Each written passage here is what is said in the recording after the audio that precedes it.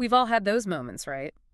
Where a tiny decision, something seemingly small, ends up having these really unexpected Oh, consequences. absolutely. Like taking a different route home or, yeah, that quick email you mentioned. Exactly. Well, today we're doing a deep dive into that whole idea, but through the lens of two pretty intense ancient Buddhist stories. That's right. We've got these source texts sent in by one of you, and we're going to unpack them. The aim is really to understand the teachings about, well, negative actions and their effects. And the imagery, I mean, wow.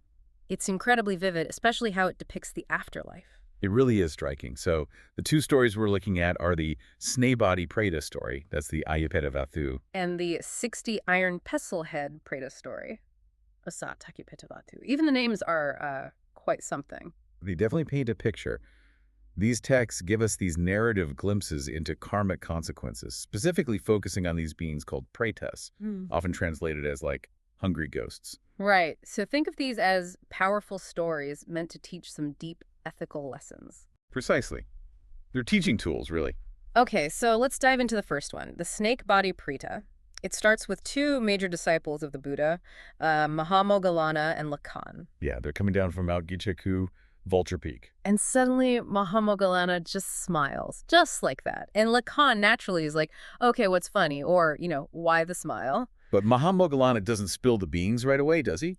He says, ask me later, when the Buddha's there. Which itself kind of signals, okay, this is important. This needs the Buddha's perspective. Exactly. It wasn't just some trivial thing he saw. So eventually they do ask. Yeah. And the description Mahamoggallana gives is, well, it's wild. He says he saw a prita, okay, human-like head, but the body was this enormous snake. Enormous is the word. 25 yojanas long. 25 yojanas. Now, that's an ancient Indian measurement, but we're talking like unbelievably massive, colossal. Huge, yeah. And get this, flames were shooting out of its head and its tail at the same time. And moving in opposite directions and also across its sides.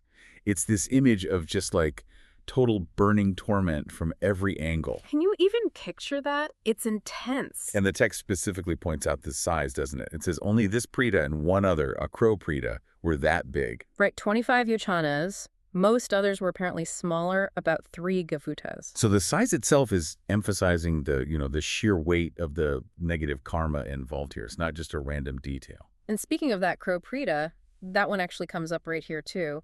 Mahamoggallana apparently saw it as well, burning on the same mountain. Yeah, and that leads into its own backstory, which is fascinating because the action that led to its suffering seems, well, almost small. Small, yeah.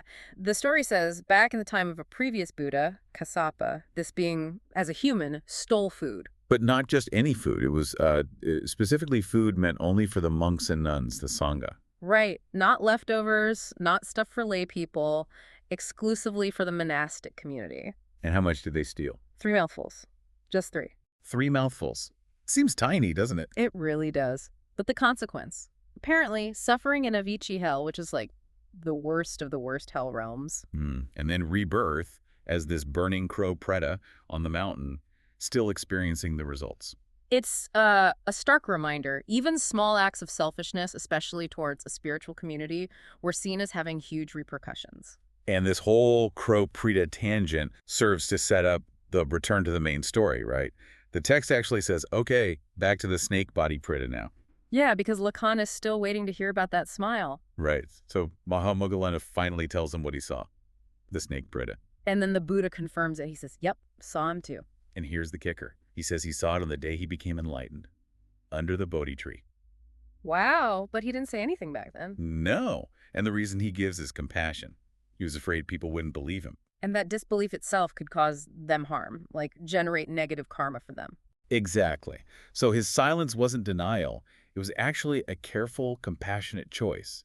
He knew people might not be ready for that kind of truth. That's quite profound. And then he gives this teaching using these really great analogies. Yeah, the karma thing. Like, fresh milk doesn't curdle instantly. Right. Bad deeds don't always show their effects right away, but they eventually will. They'll ripen and bring suffering. And the other one? The fire covered by ashes. Oh, yeah. The embers are hidden, but they're still hot. They'll eventually burn through. It's this idea of inevitability. Exactly. The potency of the action is still there, waiting. It doesn't Yeah. just vanish. And the impact of him explaining all this, the text says a lot of people listening right then had major spiritual breakthroughs. Yeah, attaining stream entry, sotapati, things like that. It shows how powerful these vivid stories were as teaching methods. They really hit home. Okay, so that's the snake and the crow. Heavy stuff. Now let's shift to the second story, the 60 iron pestle head Prita. Right. Satya Kotapedavathu. And it starts almost exactly the same way, doesn't it? It does. Mahama Mogalana and Lalaka coming down the mountain again. And guess what? Mahamogalana smiles. Again. You got it. And Lacan, persistent fellow, asks why. And again, Mahamogalana holds off until they're with the Buddha. So what did he see this time? This Prita was described as 3 gavutas in size. So smaller than the snake, but still pretty big. Okay. And the suffering. It's brutal. Hmm. 60,000 burning iron pestles, constantly falling on its head. 60,000. 60,000, smashing its head, which then reforms, only for it to happen again and again. An endless cycle of agony. Wow. The text even has a verse describing it, right? Utterly crushing its skull. It's just incredibly graphic. It really is. And just like before, the Buddha says, yes, I saw that one too. Also at the Bodhi tree on Enlightenment Day. That's what he says. And the same reason for keeping quiet about it back then. Compassion, fear of disbelief causing harm. It really reinforces the idea that these weren't just like symbolic visions. So what on earth did this being do to end up like that? The backstory must be intense. It's a very different kind of story, actually. It starts in Verikas with this guy who was amazing at shooting pebbles. Like with a slingshot or something. The text just says a pebble shooter. He was so good, he'd entertain kids with it to get food. A real skill. Okay, an unusual skill, but still? Yeah. How does that lead to pestles? Well, one day, he's hiding up in a banyan tree, and just by chance, he ends up shading the king who's passing below. Huh. Okay, so the king notices him. Learns about his pebble shooting talent, yeah. Yeah. And the king gets this really bizarre idea. Oh boy, what now? The king had this royal advisor, the Purohita, who apparently talked way too much, nonstop chatter. I think we all know someone like that. Right. So the king asks the pebble shooter, can you use your skill to shut him up? How? By shooting goat droppings into his mouth while he's talking. Oh, you're kidding. Goat droppings. That's the text says. And apparently the pebble shooter pulls it off. He makes a hole in a curtain, waits for the advisor to be talking to the king, and thwack. Oh my gosh, what happened to the advisor? He swallowed them and became mute afterwards. Speechless. Well, that worked, I guess. Crude, but effective. The king must have been thrilled. Over the moon.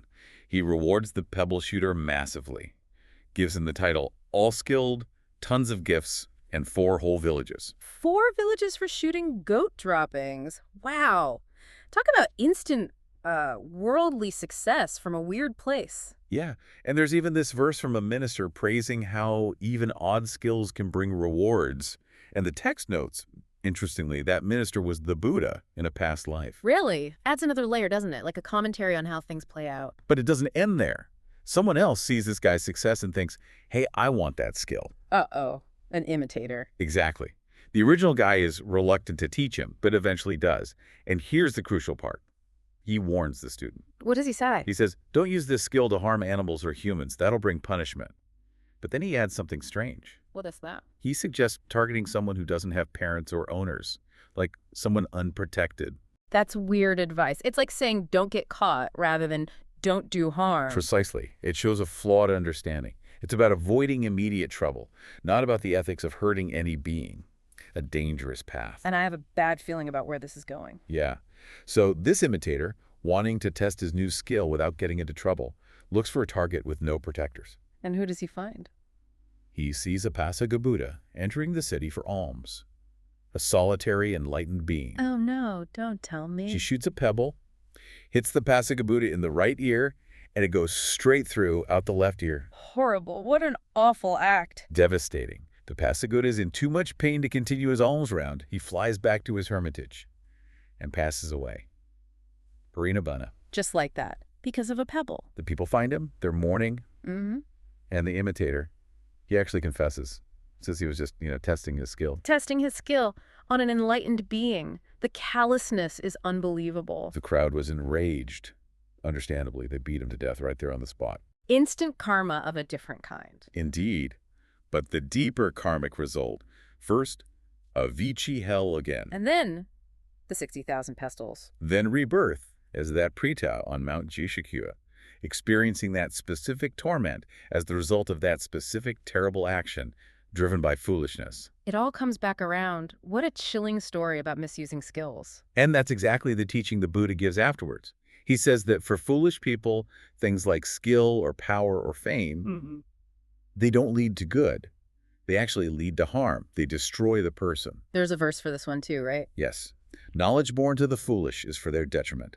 It destroys the bright portion of the fool, striking his head. So knowledge here means skills, power, that kind of thing. Exactly. If you're foolish, these things backfire. They destroy your potential for good, for wisdom, your bright portion, and bring suffering. It's like hitting yourself over the head with your own abilities. And again, this teaching had a big impact. Huge impact. Many listeners attained Sotapati and other spiritual levels then, too. These stories clearly functioned as powerful wake-up calls. So wrapping this up, these two stories, the snake body and the 60 iron pestle head pre-pus, they're intense illustrations of karma, aren't they? Absolutely. Yeah. Actions have consequences, especially harmful ones. Yeah. And those consequences might not be immediate, and they can manifest in these really surprising, really severe ways, maybe even lifetimes later. The imagery just hammers that home. And just to be clear, our goal here was really digging into these ancient texts, understanding the lessons and the incredible imagery they used, not taking any particular religious stance, just exploring the source material. Right. For me, the big takeaway is just how interconnected everything is painted to be. That small theft of food, 3 mouthfuls, having such massive consequences, or a skill, initially harmless, becoming the instrument of terrible suffering when used without wisdom or ethics. It definitely gives you pause. So for you listening, what really stands out from all this? Do these ancient graphic accounts change how you think about responsibility, maybe? Or the ripple effects of your own choices? Yeah, and thinking about these very detailed, very unsettling descriptions of these pre-Tuttle realms, what might that suggest about how suffering itself was understood, and maybe how important ethical conduct was seen to be for everyone's sake? Definitely something worth mulling over.